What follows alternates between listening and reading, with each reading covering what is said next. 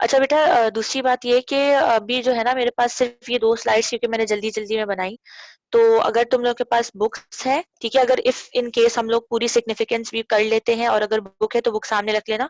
आज के दिन के लिए मैं बुक से वैसे पढ़ा लूंगी, तुम लोग अपनी बुक सामने रखना ताकि तुम लोग उसमें से देख देख के साथ साथ पढ़ लो, क्योंकि स्लाइड मेरे पास सिर्फ 2 ही है। सही है? तो इज इट क्लियर कि मैं क्या कहना चाह रही हूँ? बुक सामने रख लेना, क्योंकि अब फिजिकल क्लासेस हमारी हो चुकी है, सबके पास ही बुक्स होंगी। तो अगर इन केस हम सिग्निफिकेंस पूरी पढ़ लेते हैं, उसके आगे हमें पढ़ना हुआ तो हम जो है मैं जो है बुक से पढ़ा दूंगी, तुम लोग जो है ना सामने बुक रख के फिर उससे टैली कर देना और फिर देख लेना क्या क्या चीजें मैं बता रही हूँ क्या नहीं। सही है? अच्छा, एस्ट्रल फाइबर्स तक हमने पढ़ लिया था। हमने ये पढ़ा था कि जो क्या नाम है, एस्ट्रल फाइबर्स होते हैं, कंटिन्यूअस फाइबर होते हैं, डिसकंटिन्यूअस फाइबर होते हैं, ठीक। उसके बाद ये वाला पार्ट है जो हम अभी स्टार्ट करने लगे हैं, higher plants and some insects. अच्छा बेटा, एक सेकेंड।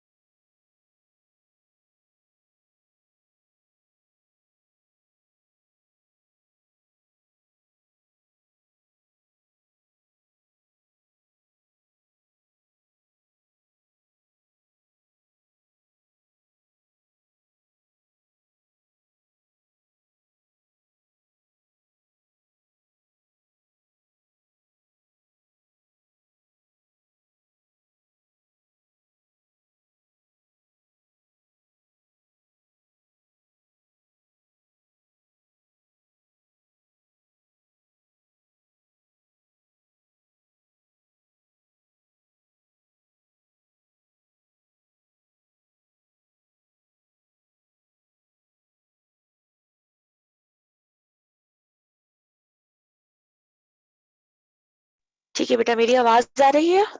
बीच में आई गेस पता नहीं क्या कुछ इशू हो गया था।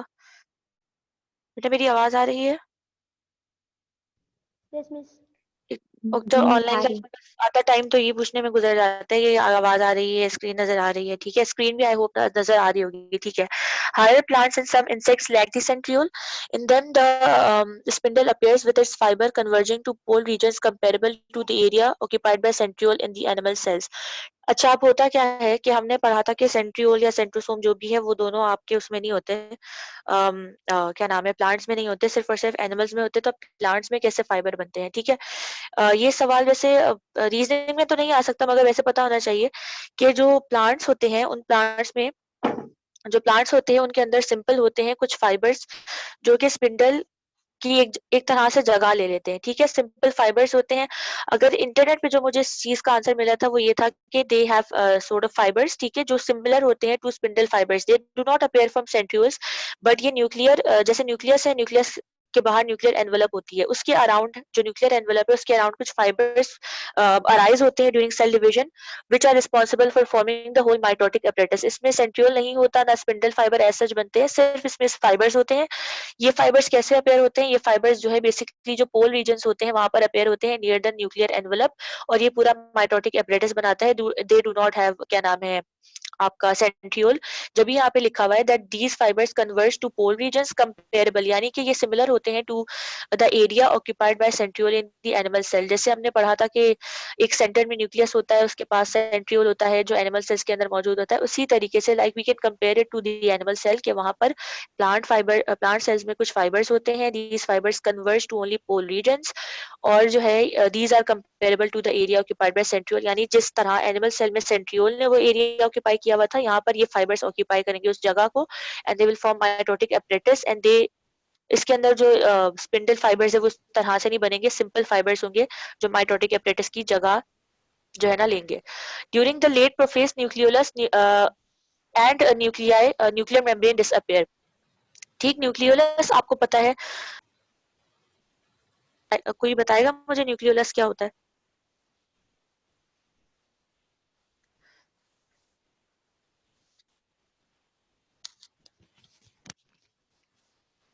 न्यूक्लियोलस क्या होता है बेटा?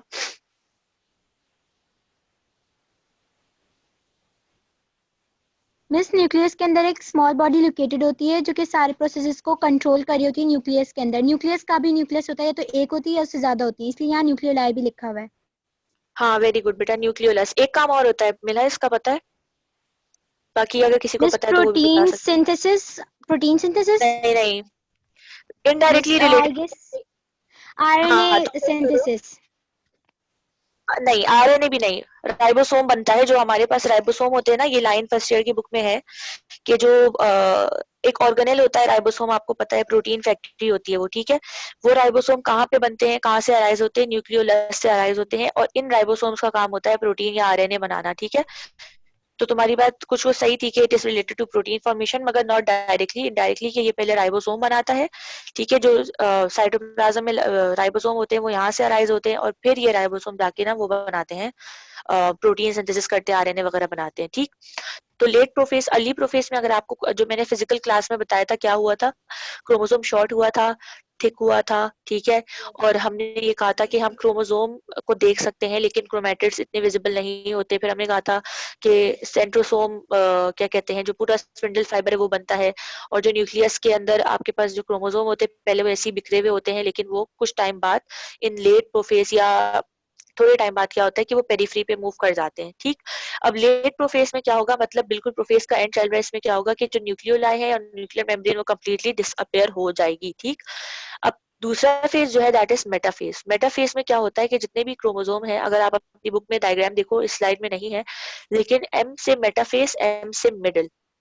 मेटाफेज में क्या होगा यार कि जितने भी क्रोमोसोम है वो सेंटर ऑफ द सेल में आकर अपने आप को अरेंज कर लेंगे। एक चीज लिखी है, the chromosome arrange themselves at the equatorial plane of the spindle. Equatorial plane का मतलब है in the centre of the cell, जैसे हमारे अर्थ में है, अर्थ में इक्वेटर होता है, ठीक है। उसी तरीके से जो सेल का सेंटर होता है उसको हम कहते हैं इक्वेटोरियल प्लेन। तो सेल के सेंटर में क्या होगा, जो सेल का सेंटर वाला पार्ट है वहां पे सारे क्रोमोसोम लाइन से आकर अरेंज हो जाएंगे। Each chromosome attach to the spindle fibre by the kinetochore. अच्छा, अब ये काइनेटोकोर क्या चीज है, देखो हमने कल एक चीज परसों जो है ना स्पिंडल फाइबर जब पढ़ा था उसमें हमने एक चीज पढ़ी थी, डिसकंटिन्यूअस या हाफ फाइबर। वैसे तो हमने तीन पढ़े थे। कंटिन्यूअस मैंने बताया था कि एक पोल से दूसरे पोल तक। जी मिला। मिस काइनेटिक कोर प्रोटीन होता है जो कि सेंट्रोसोम सेंट्रोमेयर के अंदर लोकेटेड होता है, जो कि कनेक्ट कर हाँ यहाँ पे क्रोमोसोम्स के अटैचमेंट विद हाफ कंटीन्यूअस और डिसकंटीन्यूअस फाइबर में हेल्प करता है। हाँ वेरी गुड बेटा, तुमने पहले पढ़ा हुआ है ये, कॉलेज में पढ़ा मिस हुआ है? मैंने यस मिस। अच्छा चलो वेरी गुड। हाँ मैं ये बताने वाली थी इसलिए मैं थोड़ा समझाने लगी थी, बाकी बच्चों को तो जाहिर बात है नहीं पता होगा। तो वेरी गुड बेटा। इसमें ये होता है यार कि जो क्या कहते हैं, स्पिंडल फाइबर हमने परसों पढ़े थे कि एक होता है कंटिन्यूअस, जो एक पोल से दूसरे पोल तक जाता है, ठीक है। और बीच में उसके कोई वो नहीं आती, कोई इंटरप्शन नहीं आती, कोई ऐसा क्रोमोसोम नहीं होता। It begins from one pole and ends at the other pole without interruption of anything else. दूसरा फाइबर हमने पढ़ा था दैट इज डिसकंटिन्यूअस या हाफ फाइबर। मैंने ये बताया था that it arises from one pole of the cell, जो वो था सेंट्रियोल, वहां से अराइज होता है, and it is interfered by a chromosome, ठीक है। मैंने इसीलिए कहा था कि डिसकंटिन्यूअस होते हैं, कि ये कंटिन्यूअसली चल रहे होते हैं, बीच में क्या होता है क्रोमोसोम आ जाता है जो इसको हाफ या डिसकंटिन्यूअस फाइबर कर देता है।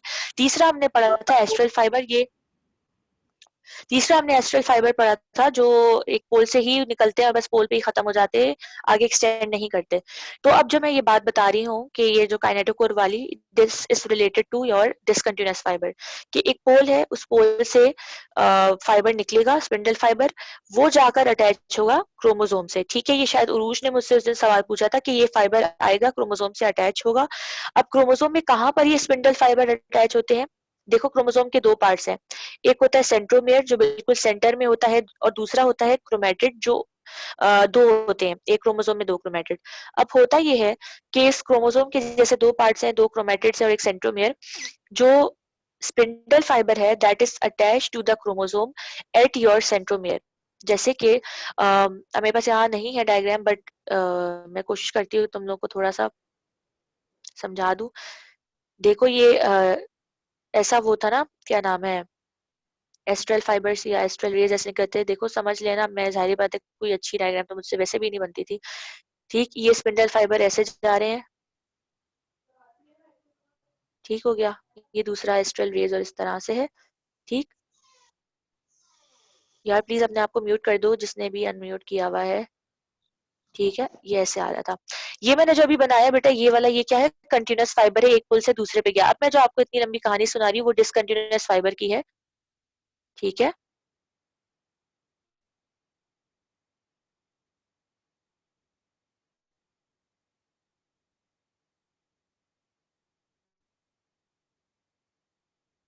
देखो अब मैं जो बात बताना चाह रही हूँ सही है। अब मैं जो तुम लोगों को बात बताना चाह रही हूँ वो मैं ये बताना चाह रही हूँ कि ये है एस्ट्रल फाइबर्स। ये क्या है, ये कंटिन्यूअस फाइबर, एक पुल से निकले दूसरे पे गए। ये देखो ये है डिसकंटिन्यूअस या हाफ फाइबर, एक पुल से निकला क्रोमोसोम पे आके लगा। अब क्रोमोसोम पे मैं ये बताना चाह रही हूँ किस पार्ट पर ये लगते हैं। It is attach to the chromosome at centromere. ठीक है, जो कि आपका क्रोमोसोम का सेंटर पार्ट है, आप कह लो दो क्रोमेटिड्स को आपस में जोड़ के बीटीडी स्ट्रक्चर ने रखा हुआ है। अब होता क्या है कि ये पूरे अगर आप देखो तो पूरे सेंट्रोमेयर पे ऐसा अटैच नहीं है। सेंट्रोमेयर का वो खास, देखो सेंट्रोमेयर बहुत बड़ा होता है, ठीक है, गोल सा होता है, राउंडेड बीट की तरह होता है। अब सेंट्रोमेयर का वो खास हिस्सा या वो खास जगह जहां पर आपका स्पिंडल फाइबर जाकर लग रहा है, दैट प्रोटीन या वो area is known as kinetochore. जैसे कि मैं आपको बना के दिखा देती हूँ। ऐसे मुझे नहीं लगता समझ में आएगा यार, ऑनलाइन क्लास का ये नुकसान होता है, अब क्या करें। जैसे ये इतना बड़ा सेंट्रोमियर है, ठीक है, this is Beed like structure. अब पूरे सेंट्रोमियर से स्पिंडल फाइबर नहीं अटैच होगा, एक खास जगह पर आकर ये स्पिंडल सपोज करो ऐसे आ रहा है। देखो इस जगह ये अटैच है ना यार, जहां पे मेरा ये कर्सर मूव कर रहा है। अब ये जगह, यहाँ पर एक खास प्रोटीन से ये स्पिंडल फाइबर अटैच हो रहा है, the protein which is present in centromere, that part of the centromere where the spindle fibre is attaching, या वो खास प्रोटीन या वो खास जगह, उसका नाम होता है काइनेटोकोर। ठीक है, सेंट्रोमेयर की वो खास जगह जहां पर आपका स्पिंडल फाइबर अटैच हो रहा है to a specific protein, this protein या दिस साइट या this area is known as kinetochore. ठीक, तो each chromosome is attached to the spindle fibre by the kinetochore.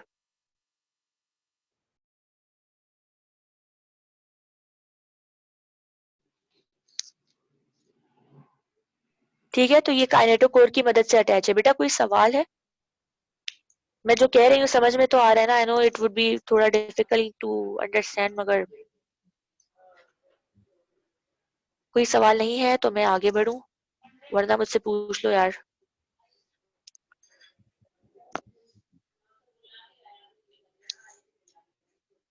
नहीं है कोई क्वेश्चन?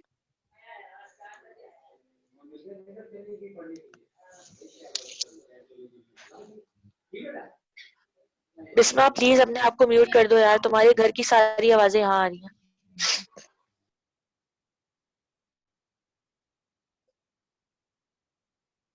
ठीक है, आई थिंक कोई सवाल नहीं है, but up to this time the chromatids remain together. अच्छा ये डायग्राम देखो तो दोनों क्रोमेटिड्स आपस में जुड़े हुए हैं, ठीक है, अभी तक सेपरेट नहीं हुए हैं। और मैंने बताया कि ये क्रोमोसोम का जो पार्ट है सेंट्रोमियर, उसके भी खास जगह पे जाके स्पिंडल अटैच होता है जिसको हम काइनेटोकोर कहते हैं। Up to this time the chromatid remain together, अभी तक हमने इनकी डिवीजन की बात नहीं की है।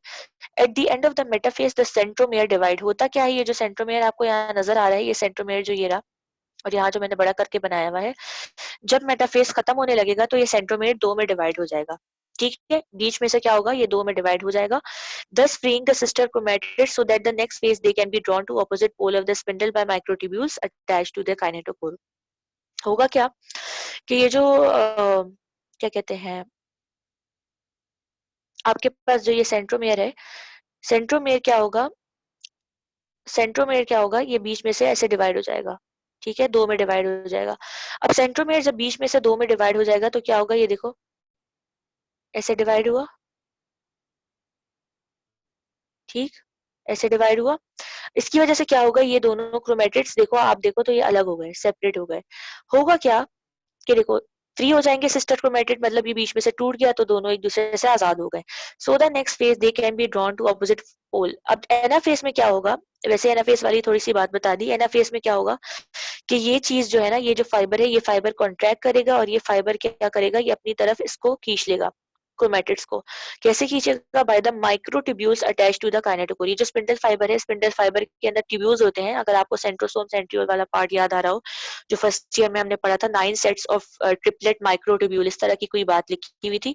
तो ये उन्हीं माइक्रोट्यूब्यूल्स की बात हो रही है। माइक्रोट्यूब्यूल कॉन्ट्रैक्ट करेंगे और इसकी कॉन्ट्रैक्शन की वजह से क्या होगा, ये क्रोमेटिड्स जो है ऑपोजिट पोल पे मूव करेंगे। ये काम बेसिकली एनाफेज में हो रहा होता है। थोड़ा सा यहाँ बता दिया है, देखो यहाँ लिखा हुआ है इन द नेक्स्ट फेज। अब इन समरी मेटाफेज में क्या हो रहता है, मैं नेक्स्ट फेज पे जाने से पहले बता देती हूँ। मेटाफेज एम से मेटाफेज, एम से मिड लाइन। मेटाफेज में जितने भी क्रोमोसोम है वो सेंटर ऑफ द सेल में आके जमा हो जाएंगे, अरेंज हो जाएंगे। और कैसे अरेंज होंगे कि जो क्रोमोसोम है वो जाकर अटैच होगा, स्पिंडल फाइबर अटैच होगा क्रोमोसोम से। कैसे अटैच होगा, सेंट्रोमेयर पे अटैच होगा। सेंट्रोमेयर में कहाँ अटैच होगा, काइनेटोकोर में होगा। व्हाट इज काइनेटोकोर, सेंट्रोमेयर का वो खास हिस्सा जहां पर जाकर स्पिंडल फाइबर लगते हैं, वो खास प्रोटीन या वो खास हिस्सा, that is known as kinetochore. ठीक। अब एनाफेज में क्या होगा, I hope it's clear. Anaphase में देखो, अगर सवाल है तो जल्दी से पूछ लो यार।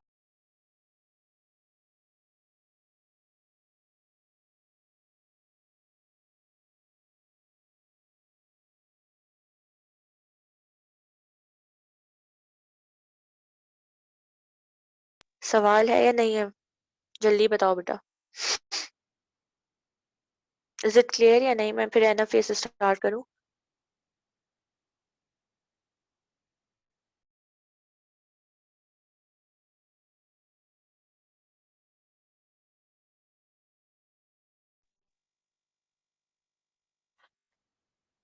यार क्लास में तो हम लोग इतना पूछते हैं, इसमें नहीं पूछ रहे। यही होता है ऑनलाइन क्लास में, खैर कोई बात नहीं।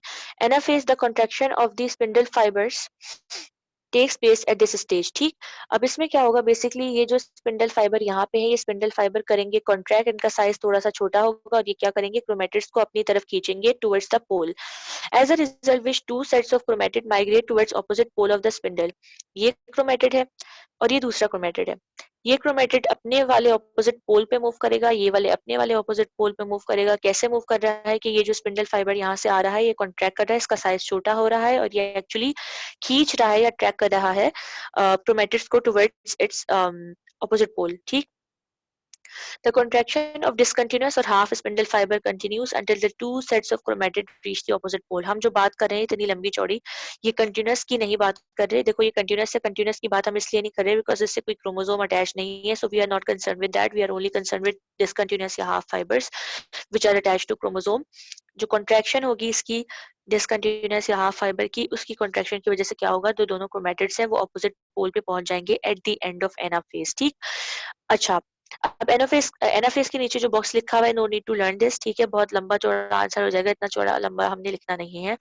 माहीन जी, जी माहीन बेटा आपने हैंड रेस किया, पूछो। यस मिस मिस मिस यहाँ पे लिखा हुआ है कि डिसकंटिन्यूस फाइबर होगा या फिर हाफ जो है। तो मिस ये हाफ वाला जो फाइबर होगा उस पर तो सिर्फ एक ही साइड से फाइबर्स आ रहे होंगे, नीचे तो साइड पे फाइबर होगा ही नहीं। अगर फॉर एग्जांपल ऊपर से फाइबर आ रहा है और उस पर क्रोमोसोम अटैच है तो एक फाइबर तो ऊपर की तरफ चला जाएगा जब कॉन्ट्रेक्शन होगी, लेकिन जो नीचे तो फाइबर होगा नहीं, तो जो दूसरा वाला क्रोमेटिड है वो कैसे दूसरी तरफ मूव करेगा। हाफ कह रहे हैं, हाफ किसी चीज का एक मुकम्मल चीज होती है, उसको आप आधा कर दोगे, कहोगे कि इसमें दो हाफ है। जैसे मेरे पास एक केक है, अगर मैं उसको बीच में से डिवाइड कर लूं तो मेरे पास कितने हाफ बन जाएंगे, दो बन जाएंगे। सुन रहे हो यस माहिन, मिस। ऐसी ऐसी बात है नहीं। एक यस केक है, मैंने मिस। उसको बीच में डिवाइड किया, तो एक सपोज करो राइट हाफ बचेगा तो एक लेफ्ट हाफ, मतलब मेरे पास दो हाफ्स हो गए। ठीक है, तो हाफ हम इसको इसीलिए कह रहे हैं कि ये पहले कैसा था, मेरा एरो देख रहे हो आप, पूरा ऐसा यस लंबा मिस। सा था, कंटिन्यूअस था। ठीक। अब बीच में बिकॉज ऑफ द क्रोमोसोम ये हो गया दो में डिवाइड। तो देखो मेरा कर्सर, देखो ये हाफ यहाँ पे है ना, ये हाफ इसको अट्रैक्ट कर लेगा। ठीक। और ये हाफ जो यहाँ पे बच रहा है वो इस वाले को अट्रैक्ट कर लेगा, सिंपल।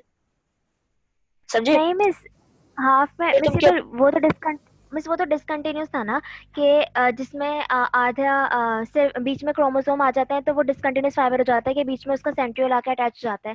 लेकिन मिस यहाँ पे हाँ हाफ वाला जो है, हाफ वाले में कैसे ये होगा मिस, इसमें तो एक ही साइड से आएगा ना फाइबर, दो साइड से नहीं आएगा। नहीं, दोनों साइड पे, दोनों देखो बेटा होता क्या है, तुम ये पहले ये बात सुन लो। ये जो पूरा मेरा कर्सर मूव कर रहा है, देखो ये पूरा कंटिन्यूअस फाइबर है।